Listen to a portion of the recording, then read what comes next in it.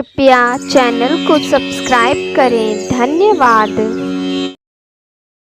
मार्गशीर्ष अगहन पूर्णिमा पर नारद मुनि को श्री हरि विष्णु के द्वारा बताई गई श्री सत्यनारायण व्रत की कथा।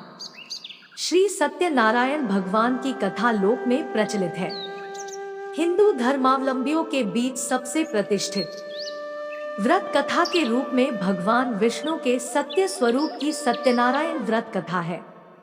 कुछ लोग मनौती पूरी होने पर, कुछ अन्य नियमित रूप से इस कथा का आयोजन करते हैं।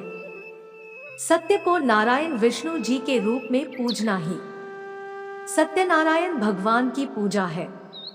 इसका दूसरा अर्थ यह है कि संसार में एकमात्र भगवान नारायण ही सत्य है, बाकी सब माया है। भगवान की पूजा कई रूपों में की जाती है, उनमें से भगवान का सत्यनारायण स्वरूप इस कथा में बताया गया है। इसके मूल पाठ में पाठांतर से लगभग 170 श्लोक संस्कृत भाषा में उपलब्ध है, जो 5 अध्यायों में बंटे हुए हैं।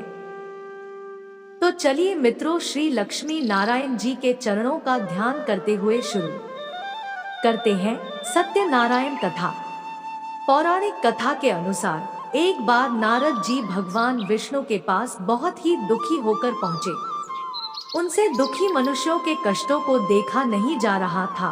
तब उन्होंने प्रभु से कहा कि आप कोई ऐसा आसान उपाय बताएं जिससे कि लोगों का कल्याण हो।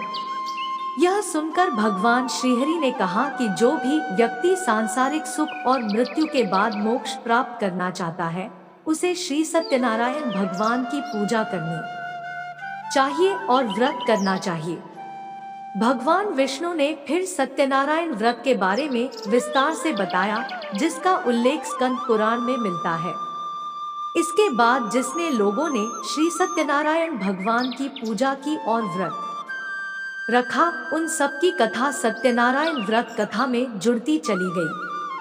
मित्रों, श्री सत्यनारायण कथा का प्रारंभ भगवान विष्णु और नारद जी के वार्तालाप से होते हुए श्रीहरि के सत्यनारायण व्रत एवं पूजन की विधि के वर्णन के साथ राजा उल्कामुख, गरीब लकड़हारा, निर्धन ब्राह्मण, साधु वैश्य, लीलावती, कलावती, धनवान व्यवसायी, राजा तुंगध्वज एवं गोपगणों की कथा तक है। नारद जी के निवेदन करने पर भगवान विष्णु ने बताया कि जो भी अपने कष्टों और पापों से मुक्ति चाहता है, उसे श्री सत्यनारायण व्रत करना चाहिए और इस व्रत की कथा का श्रवण करना चाहिए। इसके पुण्य से सुख, समृद्धि, धन, वैभव, खुशहाली, संतान सब कुछ प्राप्त होता है। श्री सत्यनारायण भगवान की पूजा और कथा का श्रवण कोई भी कर सकता है। इसके लिए किसी प्रकार का कोई बंधन या पाबंदी नहीं है। यह सबके लिए समान फल देने वाला है। श्री सत्यनारायण कथा का प्रथम अध्याय इस प्रकार है। सत्यनारायण व्रत कथा का पूरा संदर्भ यह है कि पुराकाल में शौनकाद ऋषि नैमिषारण्य स्थित महर्षि सूत के आश्रम पर पहुँचे। ऋषिगण महर्षि सूत से प्रश्न करते हैं कि लौकिक कष्ट मुक्ति, सांसारिक सुख समृद्धि एवं पारलौकिक लक्ष्य की सिद्धि के लिए सरल उपाय क्या है। महर्षि सूत शौनकाद ऋषियों को बताते हैं कि ऐसा ही प्रश्न नारद जी ने भगवान विष्णु से किया था। भगवान विष्णु ने नारद जी को बताया कि लौकिक क्लेश मुक्ति, सांसारिक सुख समृद्धि एवं पारलौकिक लक्ष्य सिद्धि के लिए एक ही राजमार्ग है, वह है सत्यनारायण व्रत। सत्यनारायण का अर्थ है सत्याचरण, सत्याग्रह, सत्यनिष्ठा। संसार में सुख समृद्धि की प्राप्ति सत्याचरण द्वारा ही संभव है। सत्य ही ईश्वर है। सत्याचरण का अर्थ है ईश्वराराधन, भगवत पूजा। कथा का प्रारंभ सूत जी द्वारा कथा सुनाने से होता है।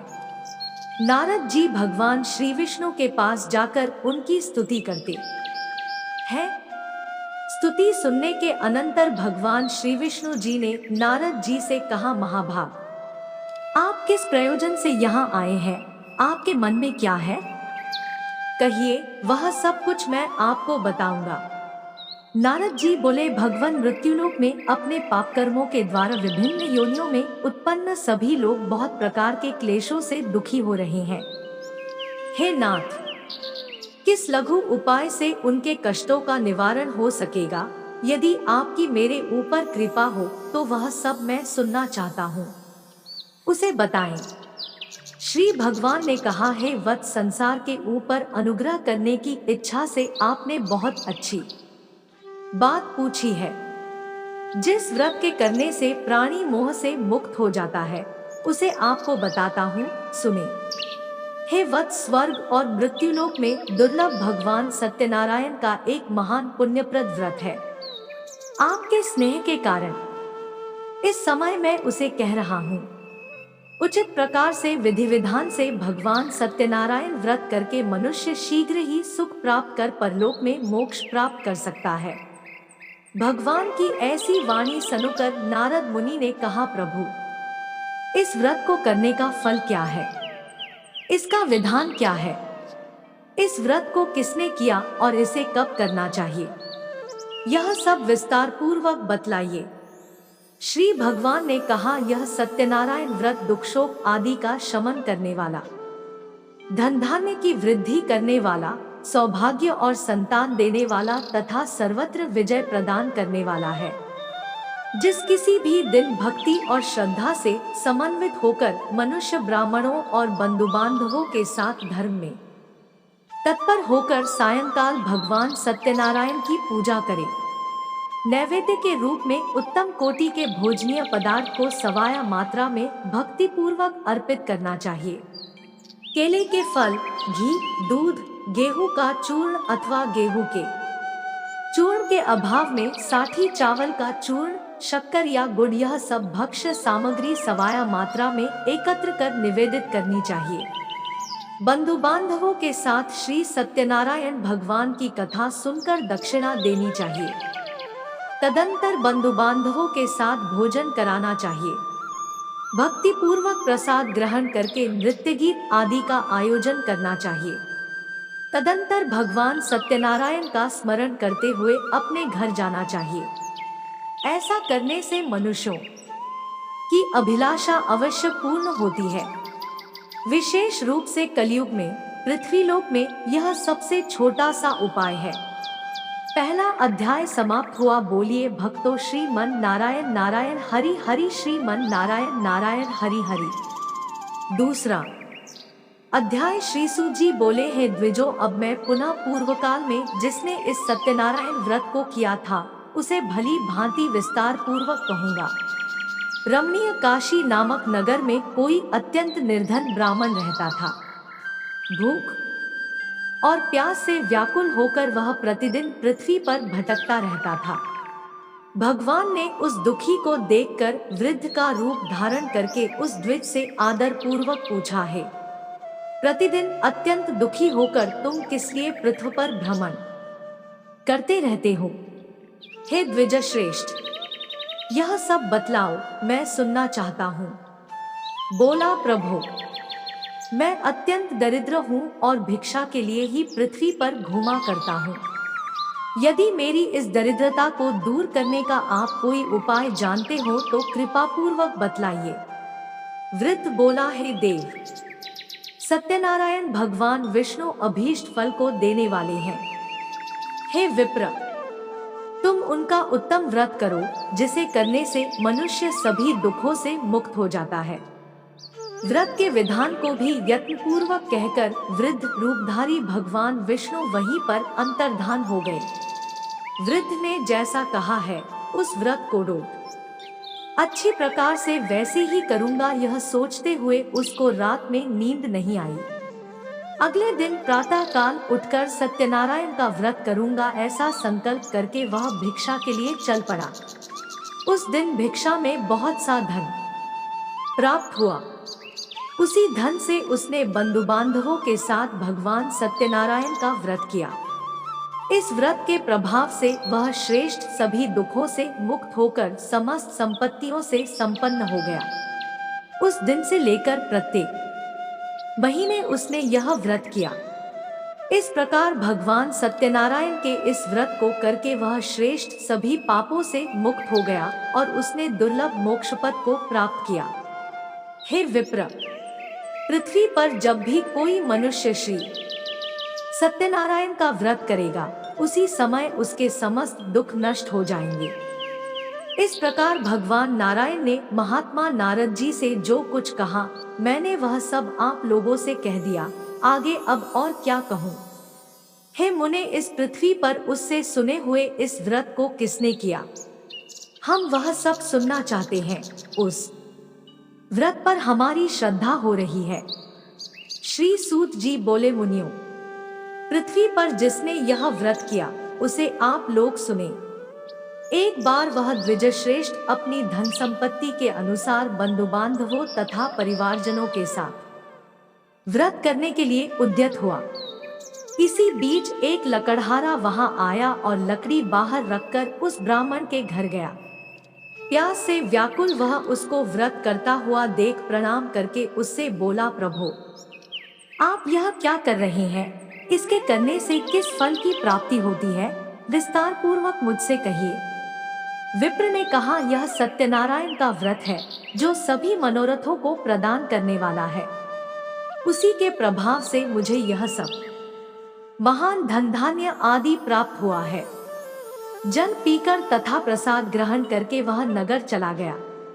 सत्यनारायण देव के लिए मन से ऐसा सोचने लगा कि आज लकड़ी बेचने से जो धन प्राप्त होगा, उसी धन से भगवान सत्यनारायण का श्रेष्ठ व्रत करूंगा। इस प्रकार मन से चिंतन करता हुआ लकड़ी को मस्तक पर रखकर उस सुंदर नगर में गया जहां धन संपन्न लोग रहते थे। उस दिन उसने लकड़ी का दुगुना मूल्य प्राप्त किया। इसके बाद प्रसन्न हृदय होकर वह पके हुए केले का फल, शर्करा, घी, दूध और गेहूं का चूर्ण सवाया मात्रा में लेकर अपने घर आया। तत्पश्चात उसने अपने बांधवों को बुलाकर विधि विधान से भगवान श्री सत्यनारायण का व्रत किया। उस व्रत के प्रभाव से वह धनपुत्र से संपन्न हो गया और इस लोक में अनेक सुखों का उपभोग कर अंत में सत्यपुर अर्थात बैकुंठलोक चला गया। दूसरा अध्याय समाप्त हुआ। बोलिए भक्तों, श्रीमन नारायण नारायण हरि हरि, श्रीमन नारायण नारायण हरि हरि। तीसरा अध्याय, दो चोर पकड़ लाए हैं, इन्हें देखकर आप आज्ञा दे। राजा की आज्ञा से दोनों शीघ्र ही दृढ़तापूर्वक बांधकर बिना विचार किए महान कारागार में डाल दिए गए। भगवान सत्यदेव की माया से किसी ने उन दोनों की बात नहीं सुनी और राजा चंद्रकेतु ने उन दोनों का धन भी ले लिया। भगवान के शाप से वणिक के घर में उसकी भार्या भी अत्यंत दुखित हो गई और उनके घर में सारा का सारा जो धन था वह चोर ने चुरा लिया। लीलावती शारीरिक तथा मानसिक पीड़ाओं से युक्त, भूख और प्यास से दुखी हो अन्न की चिंता से दर दर भटकने लगी। कलावती कन्या भी भोजन के लिए इधर उधर प्रतिदिन घूमने लगी। एक दिन भूख से पीड़ित कलावती एक के घर गई। वहां जाकर उसने श्री सत्यनारायण के व्रत पूजन को देखा। वहां बैठकर उसने कथा सुनी और वरदान मांगा। उसके बाद प्रसाद ग्रहण करके वह कुछ रात होने पर घर गई। माता ने कलावती कन्या से प्रेम पूर्वक पूछा, पुत्री, रात में तू कहाँ रुक गई थी? तुम्हारे मन में क्या है? कलावती कन्या ने तुरंत माता से कहा, माँ, मैंने एक घर में मनोरथ प्रदान करने वाला व्रत देखा है। कन्या की उस बात को सुनकर वह वणिक की भार्या व्रत करने को उद्यत हुई और प्रसन्न मन से उस साध्वी ने बंधु बांधवों के साथ भगवान श्री सत्यनारायण का व्रत किया तथा इस प्रकार प्रार्थना की, भगवान, आप हमारे पति एवं जामाता के अपराध को क्षमा करें। वे दोनों अपने घर शीघ्र आ जाएं। इस व्रत से भगवान सत्यनारायण पुनः संतुष्ट हो गए तथा उन्होंने नृपश्रेष्ठ चंद्रकेतु को स्वप्न दिखाया और स्वप्न में कहा, नृपश्रेष्ठ, प्रातः काल दोनों वणिकों को छोड़ दो और वह सारा धन भी दे दो जो तुमने उनसे इस समय ले लिया है, अन्यथा राज्य, धन एवं पुत्र से तुम्हारा सर्वनाश कर दूंगा। राजा से स्वप्न में ऐसा कहकर भगवान सत्यनारायण अंतर्धान हो गए। इसके बाद प्रातः काल राजा ने अपने सभासदों के साथ सभा में बैठकर अपना स्वप्न लोगों को बताया और कहा, दोनों बंदी वणिकपुत्रों को शीघ्र ही मुक्त कर दो। राजा की ऐसी बात सुनकर वे राजपुरुष दोनों महाजनों को बंधन मुक्त करके राजा के सामने लाकर विनयपूर्वक बोले, महाराज, बेड़ी बंधन से मुक्त करके दोनों वणिक पुत्र लाए गए हैं। इसके बाद दोनों महाजन नृपश्रेष्ठ चंद्रकेतु को प्रणाम करके अपने पूर्व वृतांत का स्मरण करते हुए भयविह्वल हो गए और कुछ बोल न सके। राजा ने वणिक पुत्रों को देखकर आदर पूर्वक कहा, आप लोगों को प्रारब्धवश यह महान दुख प्राप्त हुआ है, इस समय अब कोई भय नहीं है। ऐसा कहकर उनकी बेड़ी खुलवाकर क्षौरकर्म आदि कराया। राजा ने वस्त्र अलंकार देकर उन दोनों वणिक पुत्रों को संतुष्ट किया तथा सामने बुलाकर वाणी द्वारा अत्यधिक आनंदित किया। पहले जो धन लिया था उसे दूना करके दिया। उसके बाद राजा ने पुनः उनसे कहा, साधो, अब आप अपने घर को जाएं। राजा को प्रणाम करके आपकी कृपा से हम जा रहे हैं। ऐसा कहकर उन दोनों महावैश्यों ने अपने घर की ओर प्रस्थान किया। तीसरा अध्याय समाप्त हुआ। बोलिए भक्तों, श्रीमन नारायण नारायण हरि हरि, श्रीमन नारायण नारायण हरि हरि। चौथा अध्याय क्या है? अथवा हम सभी भगवान सत्यदेव की माया से मोहित हो गए हैं। अपनी धन शक्ति के अनुसार मैं भगवान श्री सत्यनारायण की पूजा करूंगा। सभी को बुलाकर इस प्रकार कहकर उसने अपने मन की इच्छा प्रकट की और बारंबार भगवान सत्यदेव को दंडवत प्रणाम किया। इससे दीनों के परिपालक भगवान सत्यदेव प्रसन्न हो गए। भक्तवत्सल भगवान ने कृपा पूर्वक कहा, तुम्हारी कन्या प्रसाद छोड़कर अपने पति को देखने चली आई है। निश्चय ही इसी कारण उसका पति अदृश्य हो गया है। यदि घर जाकर प्रसाद ग्रहण करके वह पुनः आए तो हे साधु बनिया, तुम्हारी पुत्री पति को प्राप्त करेगी, इसमें संशय नहीं। कन्या कलावती भी आकाशमंडल से ऐसी वाणी सुनकर शीघ्र ही घर गई और उसने प्रसाद ग्रहण किया। पुनः आकर स्वजनों तथा अपने पति को देखा। तब कलावती कन्या ने अपने पिता से कहा, अब तो घर चलें, विलंब क्यों कर रहे हैं? कन्या की वह बात सुनकर वणिकपुत्र संतुष्ट हो गया और विधि विधान से भगवान सत्यनारायण का पूजन करके धन तथा बंधु बांधवों के साथ अपने घर गया। तदंतर पूर्णिमा तथा संक्रांति पर्वों पर भगवान सत्यनारायण का पूजन करते हुए इस लोक में सुख भोग कर अंत में वह सत्यपुर बैकुंठलोक में चला गया। चौथा अध्याय समाप्त हुआ। बोलिए भक्तों, श्रीमन नारायण नारायण हरि हरि, श्रीमन नारायण नारायण हरि हरि। पांचवा अध्याय। श्री सूत जी बोले, श्रेष्ठ मुनियों, अब इसके बाद मैं दूसरी कथा कहूँगा, आप लोग सुने। अपनी प्रजा का पालन करने में तत्पर तुंगध्वज नामक एक राजा था। उसने सत्यदेव के प्रसाद का परित्याग करके दुख प्राप्त किया। एक बार वह वन में जाकर और वहां बहुत से पशुओं को मारकर वटवृक्ष के नीचे आया। वहां उसने देखा कि गोपगण बंधु बांधवों के साथ संतुष्ट होकर भक्तिपूर्वक भगवान सत्यदेव की पूजा कर रहे हैं। राजा यह देखकर भी अहंकारवश न तो वहां गया और न ही उसने भगवान सत्यनारायण को प्रणाम ही किया। पूजन के बाद सभी गोपगण भगवान का प्रसाद राजा के समीप रखकर वहां से लौट आए और इच्छानुसार उन सभी ने भगवान का प्रसाद ग्रहण किया। इधर राजा को प्रसाद का परित्याग करने से बहुत दुख हुआ। उसका संपूर्ण धन धान्य एवं सभी 100 पुत्र नष्ट हो गए। राजा ने मन में यह निश्चय किया कि अवश्य ही भगवान सत्यनारायण ने हमारा नाश कर दिया है, इसलिए मुझे वहां जाना चाहिए जहां श्री सत्यनारायण का पूजन हो रहा था। ऐसा मन में निश्चय करके वह राजा गोपगणों के समीप गया और उसने गोपगणों के साथ भक्ति श्रद्धा से युक्त होकर विधिपूर्वक भगवान सत्यदेव की पूजा की। भगवान सत्यदेव की कृपा से वह पुनः धन और पुत्रों से संपन्न हो गया तथा इस लोक में सभी सुखों का उपभोग कर अंत में सत्यपुर वैकुंठ लोक को प्राप्त हुआ। श्री सूत जी कहते हैं, जो व्यक्ति इस परम दुर्लभ श्री सत्यनारायण के व्रत को करता है और पुण्य में तथा फल प्रदायिनी भगवान की कथा को भक्तियुक्त होकर सुनता है, उसे भगवान सत्यनारायण की कृपा से धन धान्य आदि की प्राप्ति होती है। दरिद्र धनवान हो जाता है, बंधन में पड़ा हुआ बंधन से मुक्त हो जाता है, डरा हुआ व्यक्ति भय मुक्त हो जाता है। यह सत्य बात है, इसमें संशय नहीं। इस लोक में वह सभी इप्सित फलों का भोग प्राप्त करके अंत में सत्यपुर वैकुंठ लोक को जाता है। इस प्रकार मैंने आप लोगों से भगवान सत्यनारायण के व्रत को कहा, जिसे करके मनुष्य सभी दुखों से मुक्त हो जाता है। कलयुग में तो भगवान सत्यदेव की पूजा विशेष फल प्रदान करने वाली है। भगवान विष्णु को ही कुछ लोग काल, कुछ लोग सत्य, कोई ईश और कोई सत्यदेव तथा दूसरे लोग सत्यनारायण नाम से कहेंगे। अनेक रूप धारण करके भगवान सत्यनारायण सभी का मनोरथ सिद्ध करते हैं।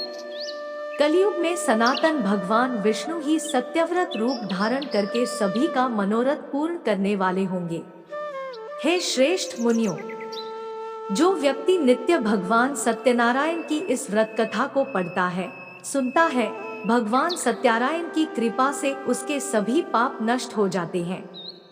हे मुनीश्वरों, पूर्व काल में जिन लोगों ने भगवान सत्यनारायण का व्रत किया था, उसके अगले जन्म का वृतांत कहता हूँ, आप लोग सुने।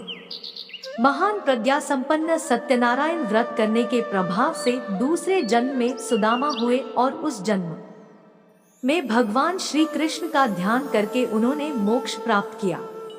लकड़हारा भिल्ल गुहों का राजा हुआ और अगले जन्म में उसने भगवान श्री राम की सेवा करके मोक्ष प्राप्त किया।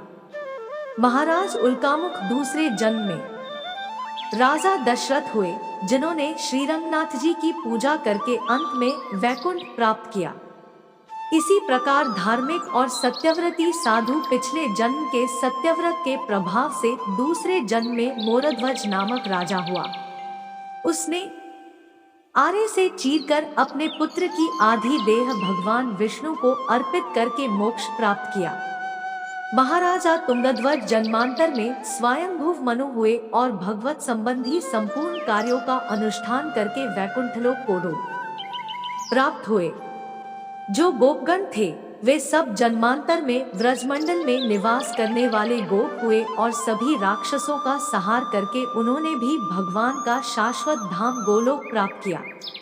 इस प्रकार श्री स्कंद पुराण के अंतर्गत रेवाखंड में श्री सत्यनारायण व्रत कथा का यह 5वां अध्याय पूर्ण हुआ। तो बोलिए भक्तों, श्रीमन नारायण नारायण हरि हरि, श्रीमन नारायण नारायण हरि हरि।